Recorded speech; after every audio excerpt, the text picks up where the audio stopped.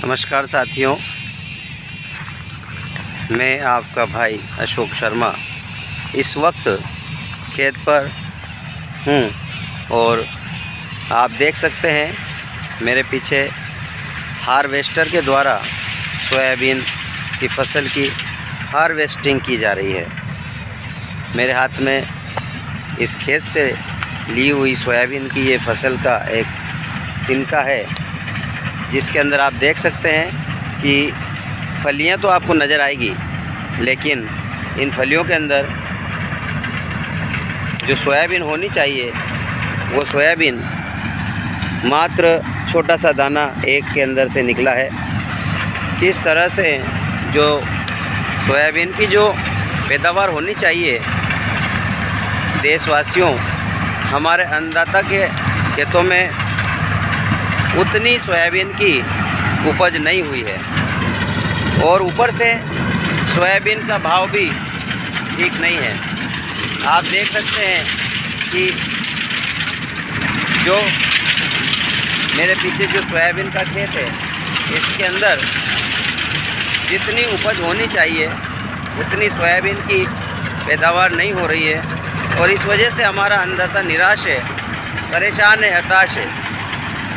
यदि हम प्रति हेक्टेयर के हिसाब से औसतन सोयाबीन की फसल में, जो कि एक किसान भाई ने मुझे बताया है, अगर हम औसतन प्रति हेक्टेयर के हिसाब से सोयाबीन के इस खेत के अंदर खर्च माने तो अलग अलग किसानों का अलग अलग मत है, लेकिन लगभग 1 हेक्टेयर मतलब 4 बीघे के खेत में औसतन 28,000 रुपये से लेकर 36,000 रुपये तक का खर्च सोयाबीन की फसल को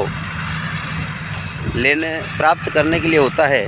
लेकिन हमारे धरोनिया क्षेत्र में इस वर्ष जो उपज है वह आधी से भी कम हो चुकी है। यानी यूँ देखें कि प्रति बीघे के हिसाब से अनुमानित खर्च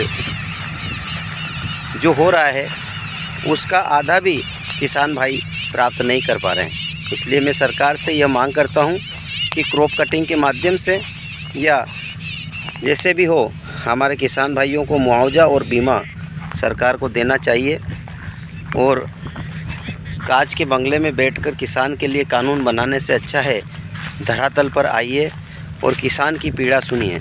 हमारा अन्नदाता जो पूरे विश्व का पालन करने वाला धरती का भगवान है, वह आज पीड़ा में है, परेशानी में है और उसके लिए हम सभी को ऐसी योजनाएं लानी चाहिए जिससे कि किसानों का हित हो। मैं देश की सरकारों से केवल इतना कहूँगा कि किसानों को आप मात्र उनकी फसल का उचित दाम दिलवा दीजिए, किसान आत्मनिर्भर रहेगा। और क्योंकि ये भारत देश किसानों का देश है, कृषि प्रधान देश है, अगर किसान उन्नत होगा, किसान की उन्नति होगी, किसान की तरक्की होगी, अन्नदाता आत्मनिर्भर होगा तो यह देश भी आत्मनिर्भर होगा।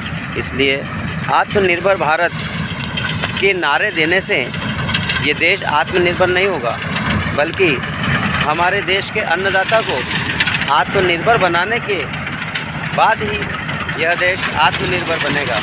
इसलिए खेतों में आकर देखिए, सरकार के सभी मंत्री और सरकारों से ये निवेदन है, खेतों में उतर कर ही देखिए। और भजन लाल जी, आपसे भी विशेष आग्रह है कि झालावाड़ ज़िला राजस्थान का ही हिस्सा है, इसलिए यहाँ के किसानों की सुध लेने में मुझे नहीं लगता कि आपको किसी प्रकार की यहाँ के किसानों की अनदेखी करनी चाहिए। मानता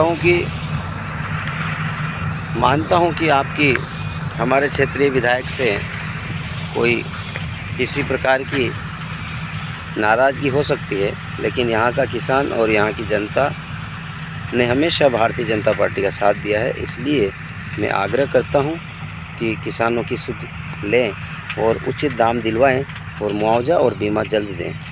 जय श्री राम, नमस्कार।